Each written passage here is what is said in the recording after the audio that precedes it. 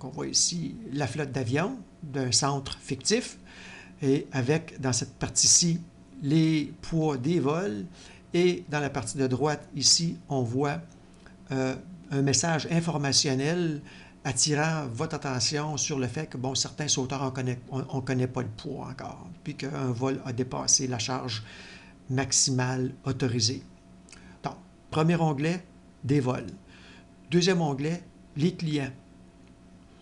Alors, si on veut faire un calcul précis du poids d'un vol, forcément, ce serait utile de connaître les poids précis des clients.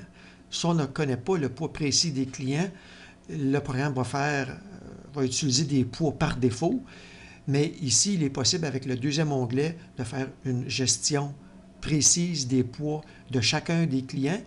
En passant, ici, les clients sont les clients qui sont inscrits dans votre base de données manifeste. Donc, tous les clients que vous avez, pour lesquels vous avez un compte dans le manifeste, apparaissent ici automatiquement.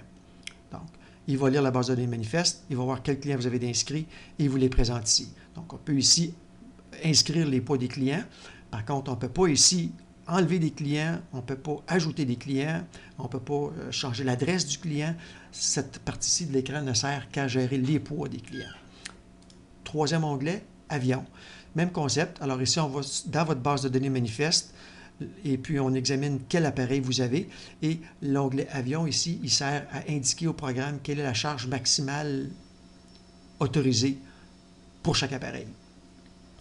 Dans l'onglet options, bien, on indique une certaine valeur à utiliser pour automatiser certaines opérations dans le programme.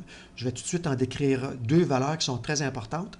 Alors, puisque l'objectif du programme est de calculer la charge maximale, la charge de chaque vol, on va regarder dans les dossiers clients. Si on y trouve un poids, on utilise le poids dans le calcul du poids total du vol. Lorsque le poids d'un client n'est pas présent dans la base de données, alors le programme va utiliser des poids par défaut qui sont inscrits ici.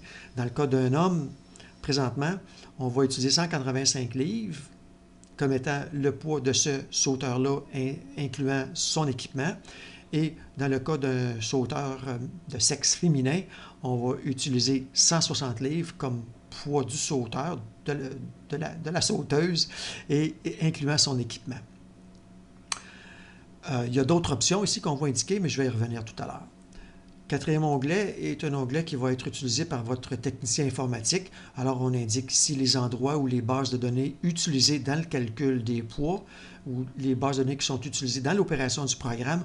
On peut indiquer ici où ces bases de données-là se trouvent. Si vous changez l'emplacement des bases de données, bien, votre technicien informatique ici pourra indiquer le nouvel emplacement des bases de données en utilisant cette fenêtre-ci. La dernière fenêtre est un onglet Information qui vous donne un peu d'informations textuelles sur ce que le programme fait.